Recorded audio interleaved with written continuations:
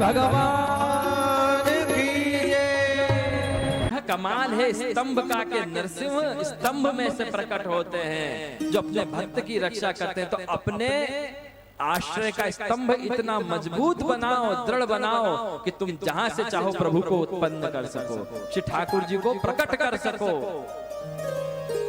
इस जगत से उस जगदीश को प्रकट कर सको।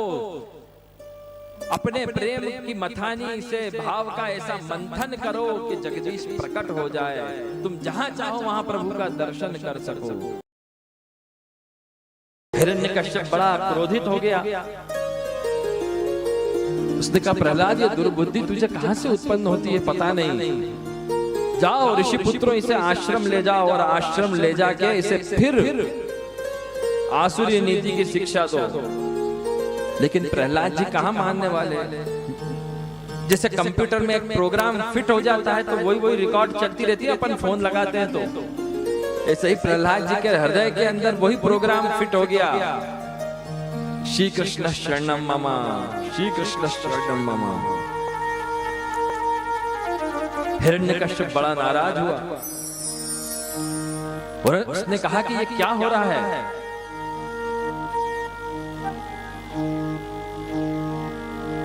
सांपों के कुएं में डलवाया तो वो सांप पुष्प की माला बन गए। भक्त प्रहलाद जी को पहाड़ से नीचे फेंका तो प्रभु ने अपने हाथों में थाम लिया। भाले चुप हो गए तो भालों की नोक टूट गई, मानो शरीर वज्र के समान मजबूत हो गया हो। तब होलिका ने कहा, हिरण्यकश्यप की बहन ढूंढा राक्षसी होलिका ने कहा कि भैया तुम इतनी चिंता क्यों करते हो, मेरे पास ब्रह्मा की दिव्य ओढ़नी है जो कभी जलती नहीं है, बहुत बड़ी चिता सजाओ, मैं वो उस ओढ़नी को ओढ़ के बैठूंगी, प्रहलाद गोदी में रहेगा, तुम आग लगवा देना, मैं तो बच जाऊंगी, प्रहलाद जल के भस्म हो जाएगा। और बिठाया गया। लेकिन चमत्कार देखो, जैसे ही प्रहलाद जी गोदी में बैठे तो भगवत नाम का उच्चारण करने लगे, श्री कृष्ण शरणम मम, श्री कृष्ण शरणम मम, श्री कृष्ण शरणम मम।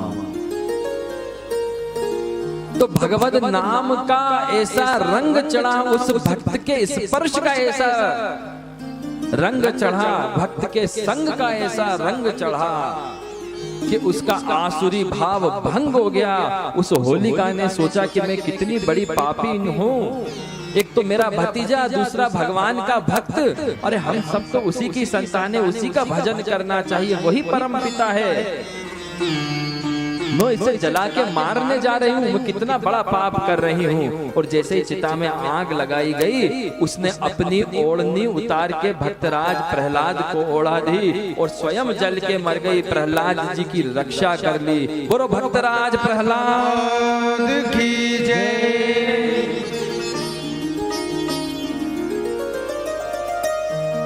प्रभु कहते हैं कि होलिका तू धन्य है, तूने मेरी भक्त की रक्षा करी,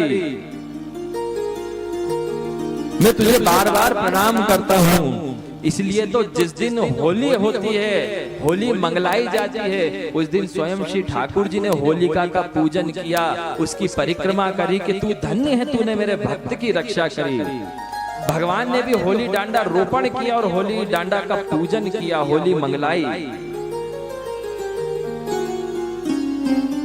अब तो और दिक्कत हो गई, अब तो आश्रम में ही भेज दिया प्रहलाद जी महाराज को, क्या किया जाए। लेकिन प्रहलाद जी महाराज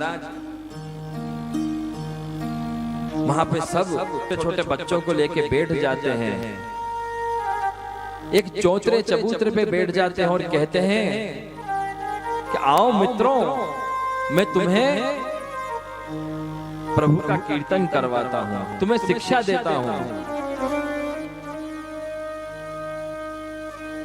और प्रहलाद जी शिक्षा क्या देते हैं कि कौमाराचरे प्राज्ञो धर्मान भागवतानिह दुर्लभम मानुषम जन्म तदप्य ध्रुवमर्थदम। जीवन में से कठोरता छोड़ो। अरे मित्रों, तुम्हें गुरुजी ने क्या सिखाया? तो जितने असुर बालक थे वो कहते हैं कि हमें गुरुजी ने सिखाया, क ख ग घ सिखाया। बोले क का मतलब क्या? क्रोध करो। अरे नहीं, क्रोध नहीं करना। प्रहलाद जी कहते हैं क का मतलब क्रोध नहीं करना, क का मतलब होता है उस कमल नयन प्रभु का दर्शन करना। कैसे कमल नयन। और ख का मतलब क्या सिखाया? बोले खूब खाओ।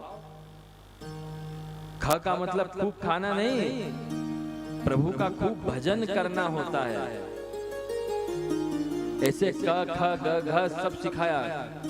कक्का कमल नयन घनश्याम। इससे पूरी 12 खड़ी सिखा दी और बताया कि आसुरी भावना को छोड़ो, प्रभु का आश्रय लो। विद्वानों को भी प्रभु कब प्राप्त होते हैं? विद्वानों को भी प्रभु की प्राप्ति तभी होती है जब वो प्रभु के चरणार बिंद को अपना निवास स्थान बना लेते हैं। जो भाव भक्ति से रहित विद्वान है उनको भी भगवत प्राप्ति नहीं होती। इसलिए पेट की सेवा मत करो। ख का मतलब खूब खाना नहीं। पेट की सेवा मत करो, ठेठ की सेवा करो, सांवरिया सेठ की सेवा करो।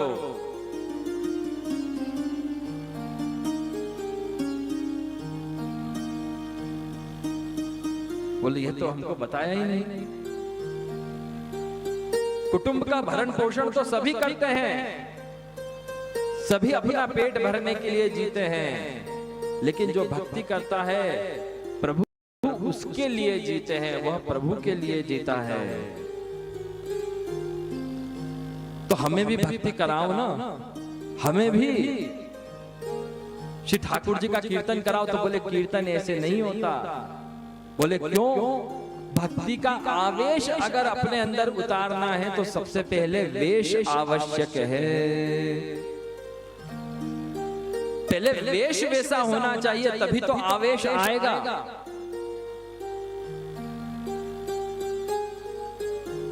तो क्या करें? तो प्रहलाद जी ने कहा कि ये जितने तुमने काले कपड़े पहने उन सब काले कपड़ों को उतारो। सबके काले कपड़े उतरवा दिए असुरों के। और कहा हम क्या पहने? तो बोले पीतांबर पहनो, पीले कपड़े पहनो, केशरी वस्त्र पहनो, जो श्री ठाकुर जी को अति प्रिय है, गोविंद को प्रिय है। सबके माथे पे चिता की भस्म लगी हुई थी, उसको हटा के सबके माथे पे तिलक की छाप लगा दी। गले में सब बच्चों के हड्डियों की माला थी, उनसे कहा ये उतारो, तुलसी की माला धारण करो। गले में तुलसी धारण करवाई, हाथ में तुलसी धारण करवाई, मस्तक पे सुंदर सी चोटी सबकी बनाई और उसके ऊपर तुलसी की माला लपेट दी। पूरा वेश जब बदल दिया और ऐसा आवेश चढ़ा, जैसे ही प्रभु का श्री चरणारविंद का तिलक माथे पे लगाया, सबके अंदर भगवत आवेश आ गया।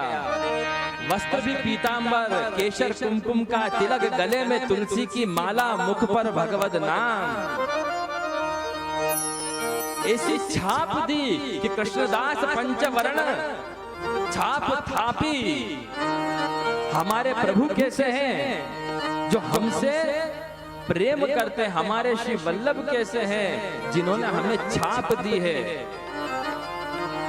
छाप तिलक छीनी नहीं है, छाप तिलक दीनी है।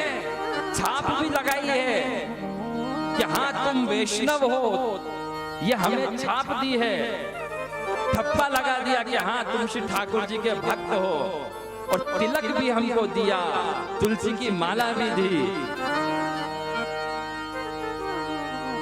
मैंने कल ही यह कीर्तन बनाया है, आप सबको श्रवण करवाता हूँ। और प्रहलाद जी ने भी यही छाप तिलक सब असुर बालकों को दी, हमारे श्री वल्लभ ने दी। छाप तिलक सब दीनी, मोसे नैना मिलाए के। छाप तिलक सब दीनी,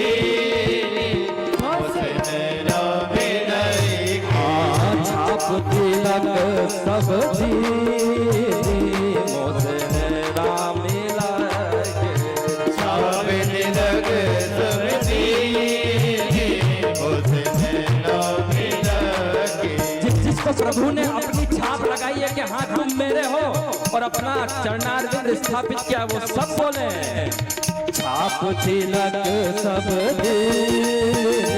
मोसे नैना मिलाएंगे, छाप तिलक सब मोसे नैना मिलाएंगे, नैना मिलाएंगे मोहे अपनों बनाएंगे, नैना मिलाएंगे मोहे अपनों बनाएंगे, नैना मिलाएंगे मोहे अपनों बनाएंगे, नैना मिलाएंगे मोहे अपनों बनाएंगे, शरणागत कर दीर मोसे नैना मिलाएंगे, शरणागत कर दीर मोसे नैना मिलाएंगे।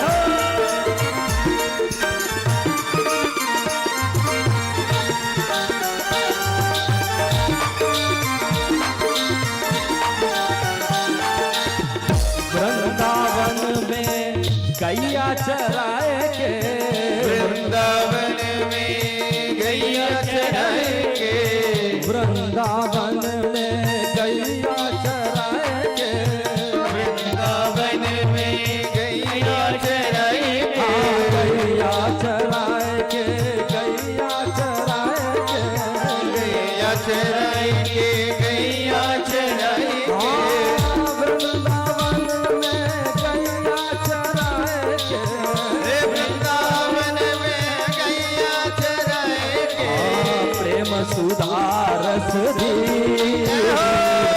मुरली बजाए, प्रेम सुधारस नीर मुरली बजाएंगे, प्रेम सुधारस दी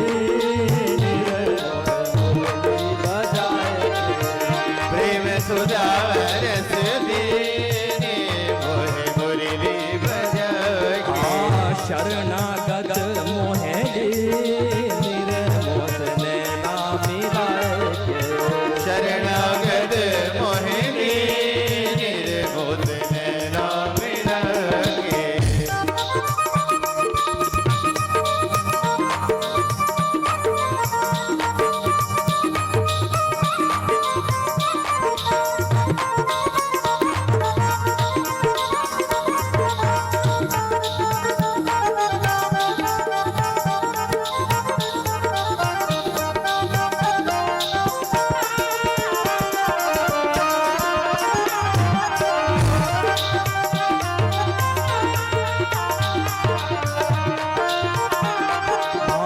मोर मुकुट और कानन कुंडल, मोर मुकुट और कानन कुंडल, मोर मुकुट और कानन कुंडल, मोर मुकुट और कानन कुंडल, कानन कुंडल, कानन कुंडल, मोर मुकुट और कानन कुंडल, मोर मुकुट और कानन कुंडल, कानन कुंडल, कानन कुंडल, कानन कुंडल, कानन कुंडल, मोर मुकुट और कानन कुंडल, मोर मुकुट और कानन कुंडल, मोर मुकुट और कानन कुंडल, मोर मुकुट और कानन कुंडल, रास मंडल में निर्मोस नैना मिलाए, दास मंडल में निर्मोस नैना मिलाएंगे, रास मंडल में निर्मोस नैना मिलाए, दास मंडल में निर्मोस नैना मिलाएंगे, छाप तिलक सब दी निर्मोस नैना मिलाए, चाप तिलक सब निर्मोस नैना मिलाएंगे,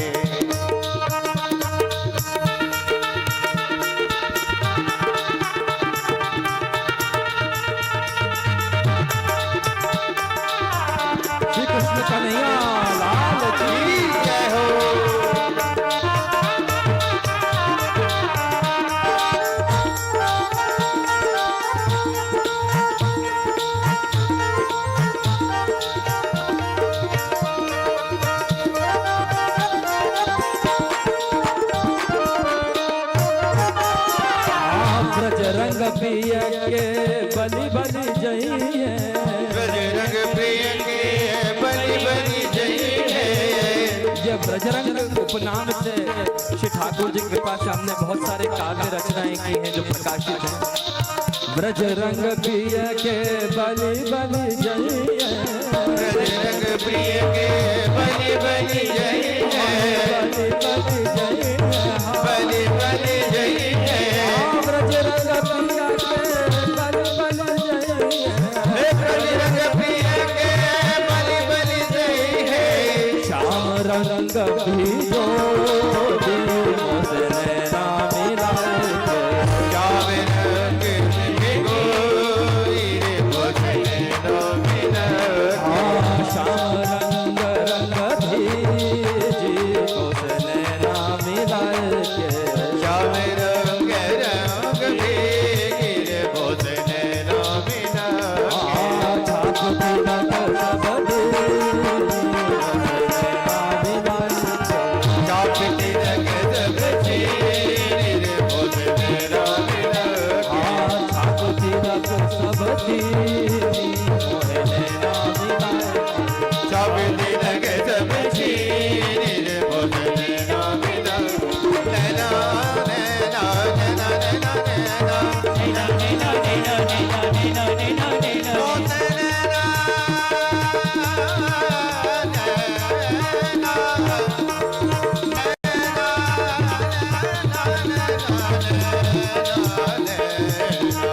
सब तिलक सब चीरी रे सब तिलक सब चीरी रे भोसले भोसले नो भोसले नो भोसले नो भोसले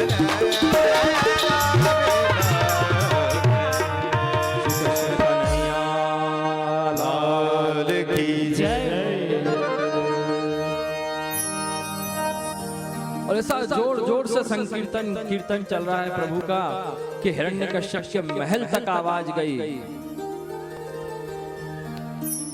हिरण्यकश्यप ने बड़े बड़े असुरों को भेजा, लेकिन भक्ति का इतना तेज प्रताप हुआ कि जो प्रहलाद जी का दर्शन करता वह भी कीर्तन करने लग जाता था। जो जाता वो लौट के आता ही नहीं, ऐसे लोट पोट हुए प्रेम भक्ति में, ऐसे ओतप्रोत हुए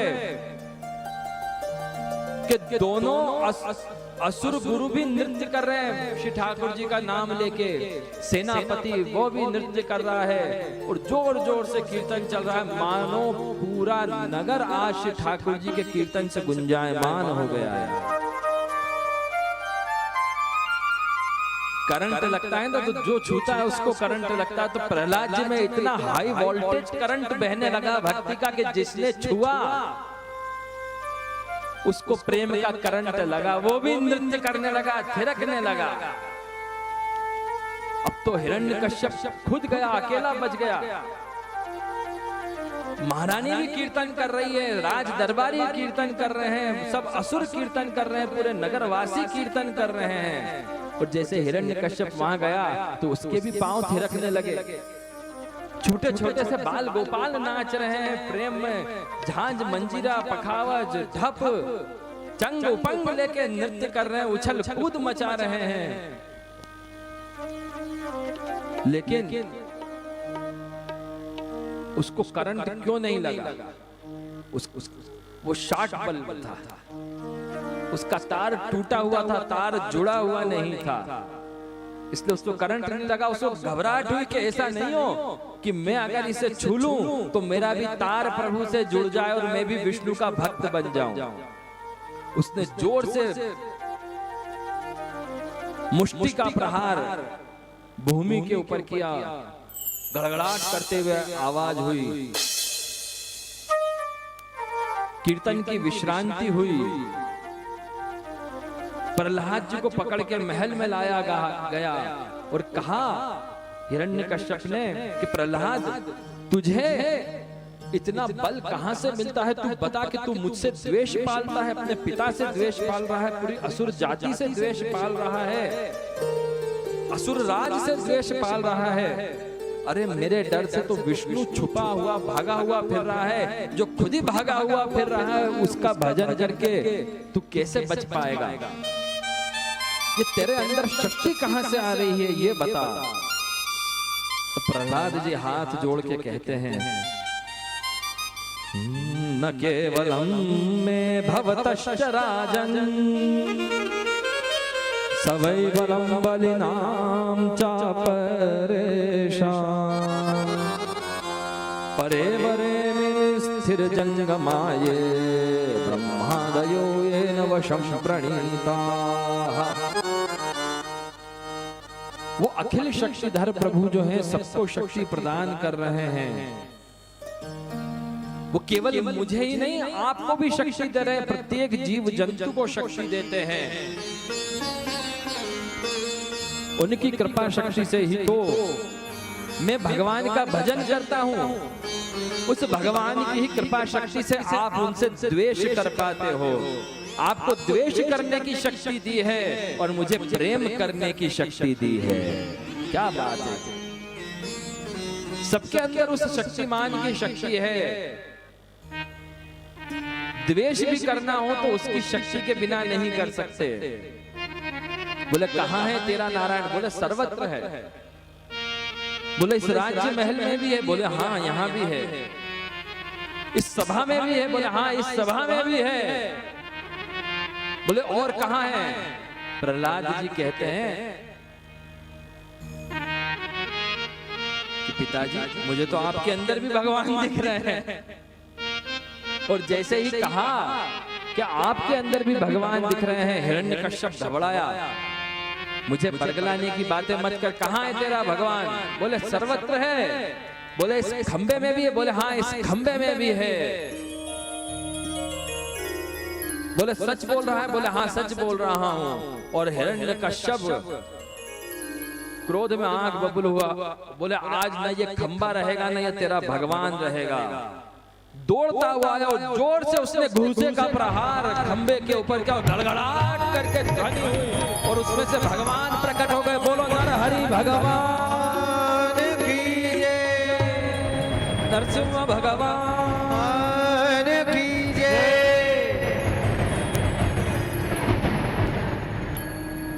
उग्रम वीरम महाविष्णुम ज्वलंतम सर्वतोमुखम् नरसिंहं भीषणं भद्रं मृत्युं नमाम्यहम्। गड़गड़ाहट करते जोरदार हुंकारा भरते हुए भगवान नरसिंह प्रकट हुए, जिनका मुकुट स्वर्ग को छू रहा है, जिनके नेत्रों में से ज्वाला निकल रही है, जिनके जीव तलवार से ज्यादा कटीली है, जिनको किसी अस्त्र शस्त्र की आवश्यकता नहीं, जिनके नाखून ही अस्त्र शस्त्र हैं। और भयंकर गर्जना करते हुए हिरण्यकश्यप को जोर से घूंसा मारते हैं। हिरण्यकश्यप सीधे महल की दीवार से लथड़ा के गिरता है कि सत्यम विधातुम निज भृत्यभासितम व्याप्तिं च भूतेष्वखिलेषु चात्मना अदृश्यतात्यद्भुत रूपमुद्वहन् स्तंभे सभायां नवगमन मानुषम्। बड़ा घमासान युद्ध होता है। कभी हिरण्यकश्यप मारता है, कभी प्रभु उसे मारते हैं। हिरण्यकश्यप लथड़ा गया, थक गया बुरी तरीके से। भगवान नरसिंह कहते हैं कि आज मैं तेरा वध करके रखूंगा। बोले विष्णु तू मुझे मार नहीं सकता क्योंकि मैं ब्रह्मा की किसी सृष्टि से मरूंगा नहीं। तो भगवान नरसिंह कहते हैं कि अरे मूर्ख, ब्रह्मा क्या बनाएगा? हमने हर ब्रह्मांड के ब्रह्मा बना के रखे, ऐसे कितने ही ब्रह्मा हमने बना दिए और मिटा दिए। ब्रह्मा हमें क्या बनाएगा? हम ब्रह्मा को बनाते हैं। बोले विष्णु मैं दिन में नहीं मरूंगा, रात्रि में नहीं मरूंगा, घर के अंदर नहीं मरूंगा, बाहर नहीं मरूंगा, आकाश में नहीं मरूंगा, धरती पे नहीं मरूंगा। भगवान नरसिंह उसको उठा के ले जाते हैं और महल की ड्योढ़ी के ऊपर डेली पर विराजमान होकर उसे अपनी गोद में लिटा देते हैं। बोले देख पापी, न दिन है न रात है, सायंकाल है, न तू घर के अंदर है न बाहर है, डेली के ऊपर है, न तू आकाश में है न जमीन पे है, मेरी गोदी के ऊपर है। बोले तो भी विष्णु तू मुझे मार नहीं सकता क्योंकि मैं 12 महीने नहीं मरूंगा। तो भगवान कहते हैं मूर्ख, ये 12वां नहीं, ये 13वां महीना अधिक मास है, आज तो तेरा वध निश्चित है। और जोरदार गर्जना हुंकार भरते हुए भगवान श्री नरसिंह ने अपने नखों से हिरण्यकश्यप को फाड़ डाला।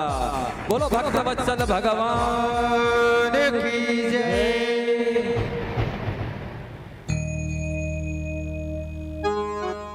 फाड़ते जा रहे हैं, फाड़ते जा रहे हैं, उसकी आंतड़ियां निकाल दी पूरी, एक एक आंतड़ी निकाल रहे हैं।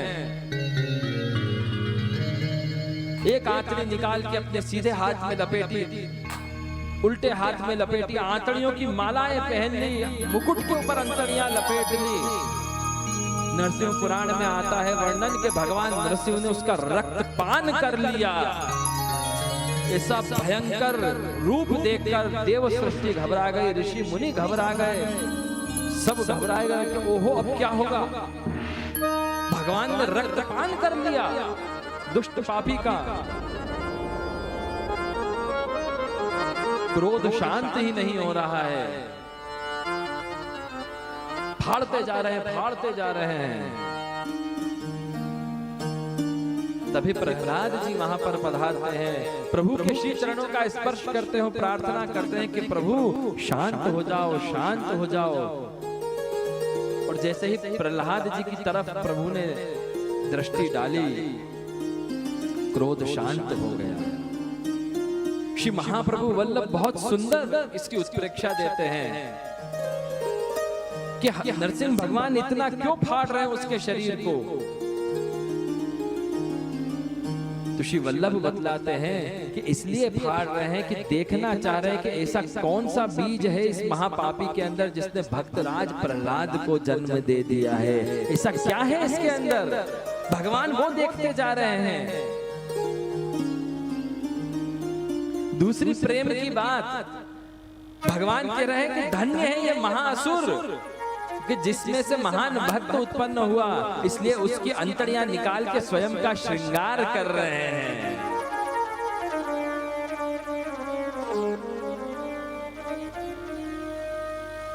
भगवान के नेत्रों में से अश्रुपात हो रहा है।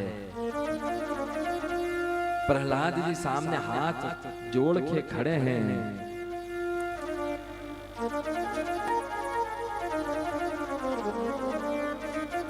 नरसिंह भगवान कह रहे हैं कि प्रहलाद तूने बुलाने में देर नहीं करी बेटा, मैंने आने में देर कर दी। मैं तेरा गुनहगार हूं, मैं क्षमा प्रार्थी हूं तुझसे, मुझे क्षमा कर देना कि तूने बुलाने में देर नहीं की लेकिन मैंने आने में देर कर दी। और जो नेत्रों में से अग्नि बरस रही थी आज उससे प्रेमाश्रु बह रहे हैं, जो भक्तराज प्रहलाद का अभिषेक कर रहे हैं।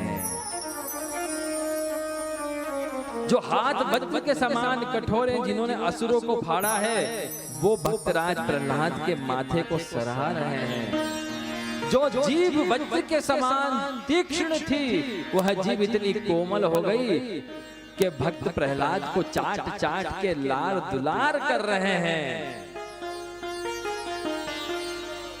प्रहलाद जी से कहते हैं कि बेटा कुछ मांग, तू कुछ मांग, आज मैं तुझसे बहुत प्रसन्न हूं। तो प्रहलाद जी कहते हैं प्रभु क्या मांगना। बोले नहीं आज कुछ मांग ले तू। न के तो कितनी सुंदर बात। प्रहलाद जी कहते हैं यदि आशीष में कामा वरास्त्वाम वरदर्शभ कामाहृद्य संरोह भवतस्तु वृणे वरम। प्रभु ऐसा आशीर्वाद दो कि आपसे मांगने की कभी इच्छा ही नहीं हो। अरे जिसे आप मिल जाओ उसे और क्या चाहिए। जैसे कोई कन्या किसी को पति रूप में चाहती हो और वो पति उससे कहे कि तू बोल, उससे तेरा विवाह करवा दूं, तो कैसा दुर्भाग्य होगा। तो प्रभु जिसे आप मिल जाओ उसे और किस वस्तु की आवश्यकता है। प्रभु आप तो ऐसा आशीर्वाद दो कि सदा सर्वदा आपके श्री चरणों में मेरी भक्ति सदा लगी रहे। आपके श्री चरणों का साम्राज्य मुझे दो, मुझे ब्रह्मा का राज्य नहीं चाहिए। भगवान ने पूछा ब्रह्मा का राज्य दे दूं? ब्रह्मा ने कही महाराज दे दो, मैं कौन सा परमानेंट हूं, मेरा ही राज्य दे दो। तो प्रहलाद जी ने कहा मुझे ब्रह्मा का राज्य नहीं चाहिए। इंद्र के लिए कहा कि इंद्र का राज्य दे दूं प्रहलाद तुझे। इंद्र ने कहा कि भाई मेरे सिंहासन का तो वैसे ही बोल्ट ढीला है, पता नहीं कब गिर जाए, तू ही ले ले बेटा।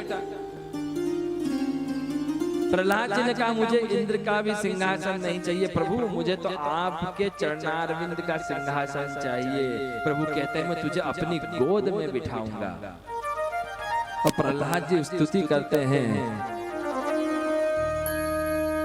ब्रह्मादयस्तुरगणा मुनयोथ सिद्धाः सत्त्वैकतान्मतयो वचसां प्रवाहे नाराधितुं पुरुगुणैरधुनापि पिप्रुः किं तोष्टुमर्हति समे हरिरुग्रजाते मन्ये धनाभिजनरूपतपश्रुतौ तेज प्रभाव बल पौरुष बुद्धि योगा नाराधनाय भवन्ति परस्य पुंसो भक्त्या तुतोष भगवान गजयूथपाय। हे प्रभु आप विद्वानों से प्रसन्न नहीं होते, जिसके पास धन है, उच्च कुल है, रूप है, बल है, योग है, आप किसी से प्रसन्न नहीं होते। अगर आपकी भक्ति नहीं है किसी के पास तो आप उससे प्रसन्न नहीं होते। मेरे पास तो इनमें से कुछ भी नहीं है, मैं तो असुर कुल में उत्पन्न हुआ हूँ, न वेद वेदांत को पढ़ा हुआ हूँ, छोटा सा बालक हूँ, फिर भी आप मुझ पर प्रसन्न हो गए। क्यों? क्योंकि भक्त्या तुतोष भगवान गजयूथपाय। अरे आप मूक पशु गज के ऊपर प्रसन्न हो सकते हो तो मेरे ऊपर प्रसन्न क्यों नहीं हो सकते प्रभु? आप ऐसे कृपालु, ऐसे दयालु हो। बोलो भक्तवत्सल भगवान की जय, नरहरि भगवान की जय। का भयो जो विप्रकुल जन्म्यो जे हरि सेवा नाही, सोही कुलीन दास परमानंद जे हरि सन्मुख धाई।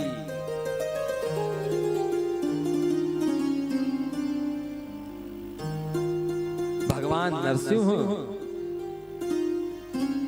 हिरण्यकश्यप के सिंहासन के ऊपर विराजमान होते हैं, भक्त प्रहलाद को अपनी गोद में विराजमान करवाते हैं और आशीर्वाद देते हैं कि तेरे कुल में सब भक्त उत्पन्न होंगे, सबको मेरी भक्ति सिद्ध होगी और तेरे जीवन में मेरी अटल भक्ति सिद्ध होगी।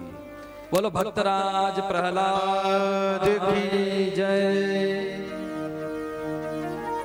अब श्री महाप्रभु वल्लभ बहुत सुंदर आज्ञा करते हैं कि भगवान उस पापी हिरण्यकश्यप के सिंहासन पे क्यों विराजे?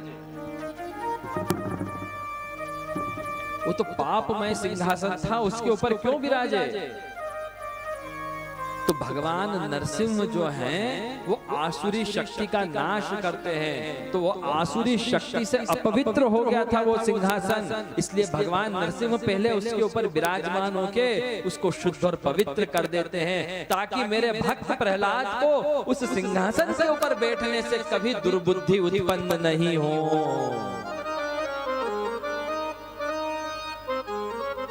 श्री ठाकुर जी ने उसे प्रसादी कर दिया।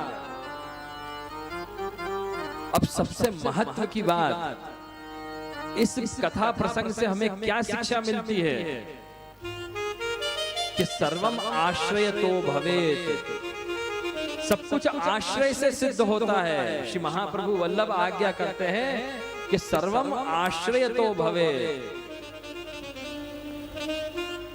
प्रहलाद जी के पास आश्रय था, कोई अस्त्र नहीं था, कोई शस्त्र नहीं था। उनके पास कौन सा अस्त्र था? भगवत नाम रूपी अस्त्र।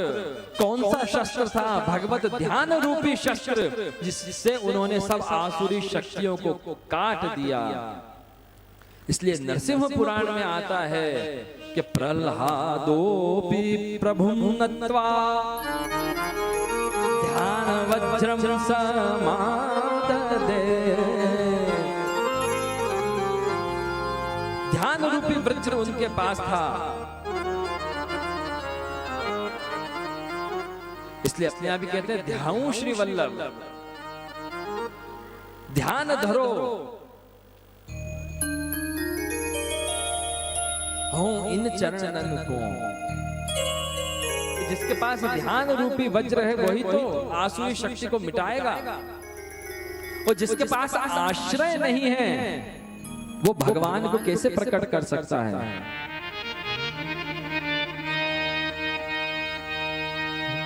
सूर अनेक फिरे कण मांगत,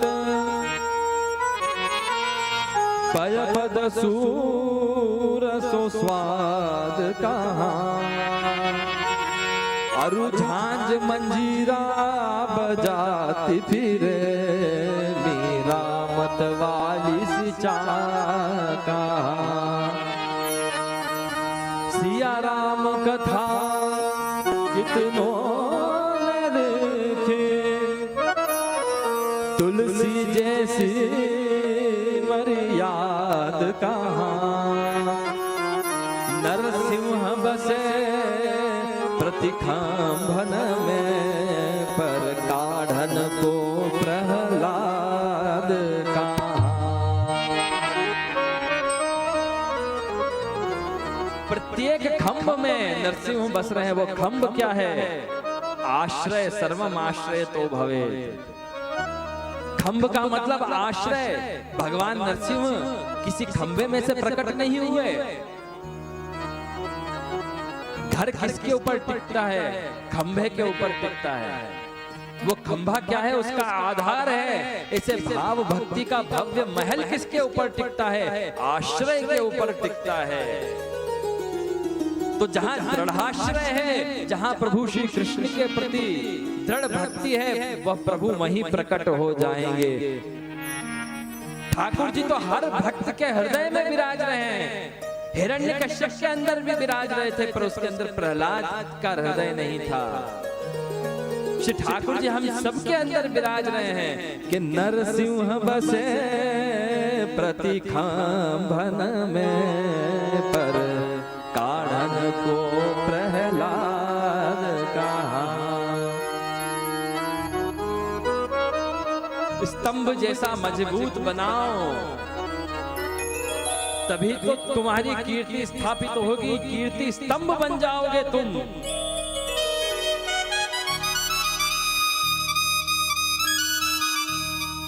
क्योंकि भगवान का न कोई स्वभाव होता है, न भाव होता है। भगवान का न कोई रूप होता है, न आकार होता है। भक्त जैसा चाहे भगवान को वैसा आकार दे देते हैं।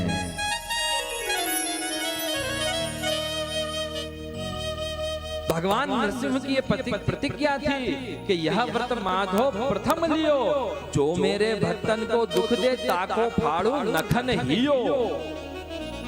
तो उस रक्षा करने वाले को प्रकट कैसे करोगे जब तक दृढ़ाश्रय नहीं होगा? भगवान गीता में भी कहते हैं दृढ़ाश्रय करो। इसलिए अपने आप ही कहते हैं भरोसो दृढ़ इन चरणन केरो।